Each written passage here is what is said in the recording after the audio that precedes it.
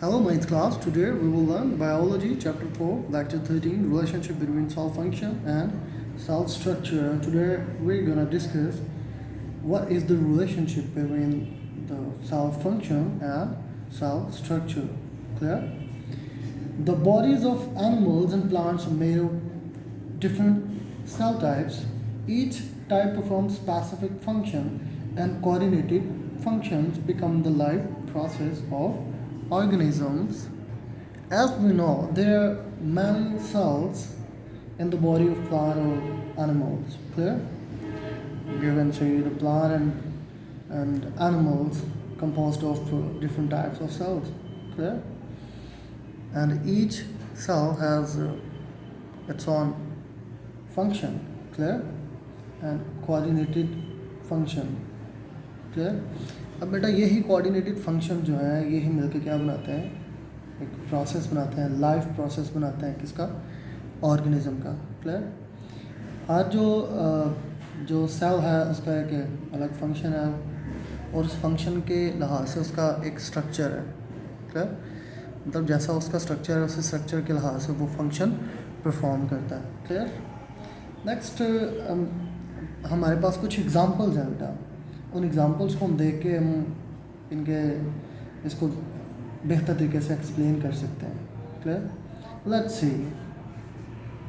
अब हमारे पास क्या चीज़ है बेटा, हमारे पास है साइज़ एंड शेप.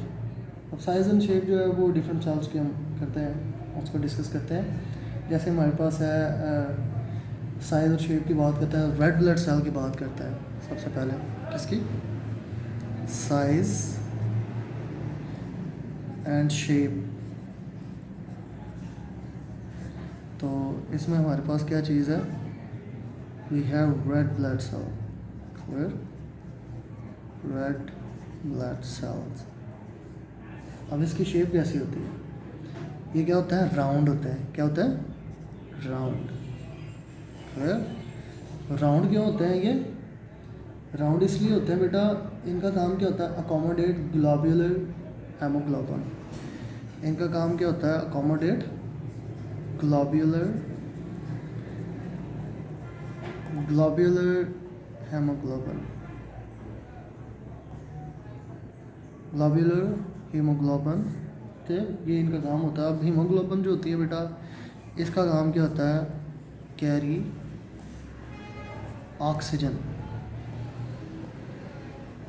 इसका काम क्या होता है, ये ब्लड में जो ऑक्सीजन होती है ना वो यही कैरी करती है, हीमोग्लोबिन ही कैरी करती है. और वो ऑक्सीजन ली जाती है कहाँ से, लंग्स से. और लंग्स से ऑक्सीजन लेके फिर आगे सेल्स को ट्रांसफ़र कर दी जाती है. किस मकसद के लिए, रिस्पायरेशन के लिए. क्लियर. ये था जी हेमोग्लोबिन की हमने बात की. रेड ब्लड सेल के अंदर रेड ब्लड सेल के शेप और स्ट्रक्चर की बात की. राउंड होता है और राउंड इसलिए होता है क्योंकि वो अकोमोडेट क्या करता है, ग्लोब्यूलर हेमोग्लोबिन. और नेक्स्ट जो हमारे पास एग्जांपल है बेटा वो है नर्व सेल की. किसकी, नर्व सेल्स. ये नर्व सेल्स की शेप और साइज़ की बात करें हम तो नर्व सेल्स जो होते हैं ये लॉन्ग होते हैं, यानी लंबे होते हैं. For the transmission of nerve impulse. ये लंबे इसलिए होते हैं क्योंकि ट्रांसमिशन होनी होती है, इनके थ्रू ही ट्रांसमिशन होती है किसकी, नर्व इम्पल्स की. Because they involve in the transmission of nerve impulse. That's why the nerve cells are long. Clear. Next we have xylem tissue. What we have, xylem tissue, or you can say xylem cells. When xylem cells get together and form xylem tissue, we have here xylem cells. Clear. When we talk about xylem cells are tube-like. They are tube-like. What is the reason behind why are they tube-like? Xylem cells are tube-like and have thick walls for conduction of water and support. क्या reason है इसके लिए, for the conduction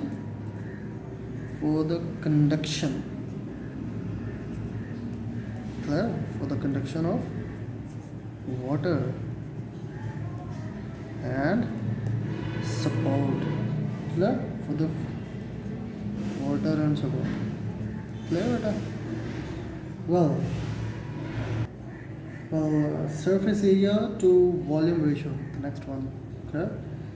Surface area to volume ratio. Clear? Next we have surface area to volume ratio. इसकी अगर बात करें तो हमारे पास ये जो रूट हेयर सेल्स हैं, किसकी?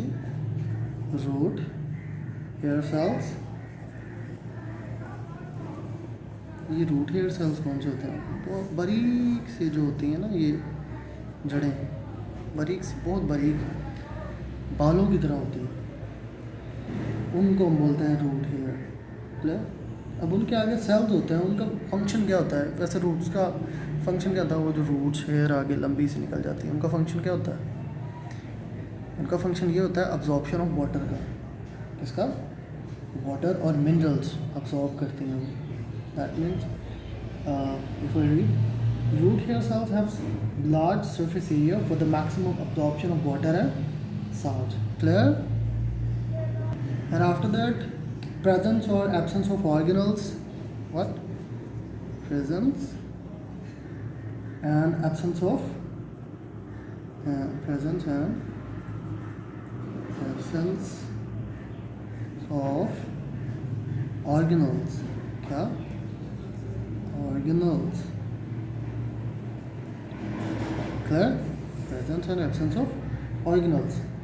Cells involved in making secretions have more complex ER.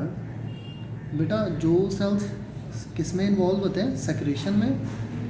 Sales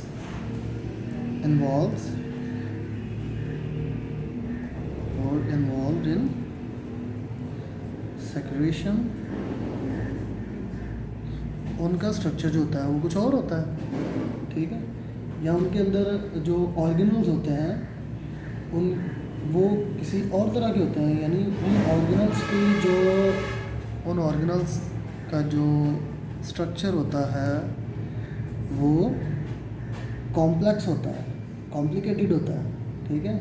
इन्हीं में हमने बड़ा cells involve in making secretion have more complex ER stands for endoplasmic reticulum, और उनका जो गोल्जी अपरेटस होता है, गोल्जी अपरेटस,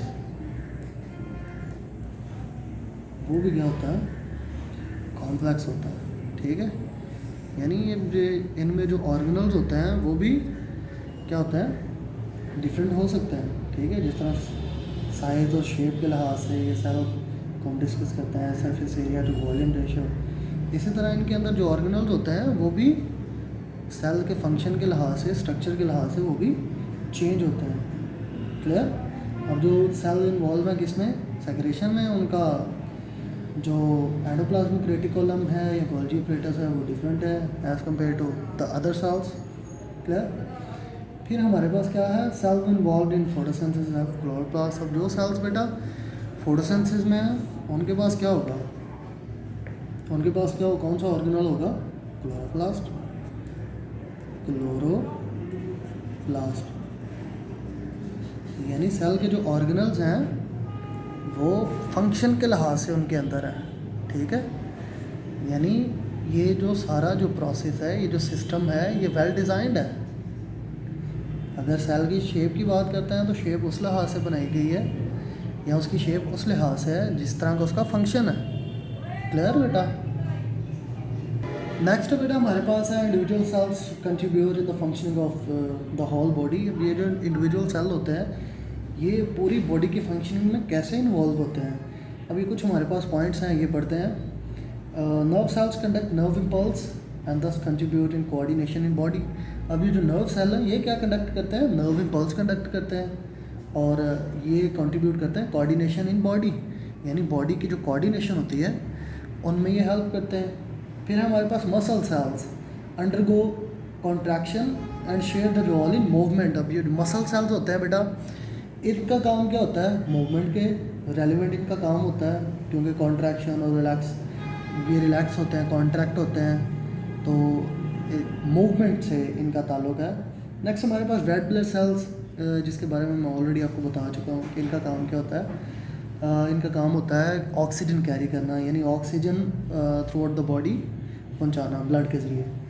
फिर वाइट ब्लड सेल्स का जो काम होता है वो होता है फॉरेन एजेंट्स को, अगर कोई डस्ट पार्टिकल या कोई अनवांटेड पार्टिकल आ गया है, बैक्टीरियाज आ गए हैं, तो इनका काम होता है उनको ट्रीट करना, ठीक है।